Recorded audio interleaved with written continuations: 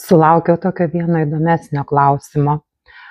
Jeigu aš vykdau individualią veiklą pagal pažymą ir išsimoku sau darbo užmokestį, ar tas darbo užmokestis galėtų būti leidžiami atskaitymai? Tai turiu paaiškinti ir šitą vietą, vadinasi, kažkam yra neaišku.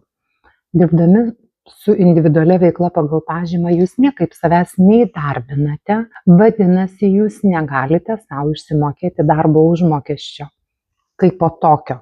Jūs gaunate tiesiog pajamas, jas apmokestinate gyventojų pajamų mokesčius, susimokate įmokas sodrai ir viskas, jokių daugiau ten darbo užmokesčių išsimokėti nepavyksta. Žinoma, gali būti tokios pajamos kaip dienpinigiai, pavyzdžiui, kurie mažintų jūsų apmokestinamasias pajamas.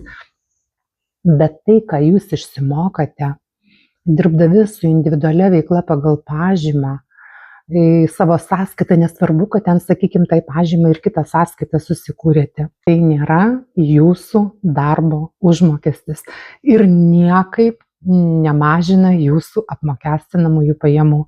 Tai pelningo verslo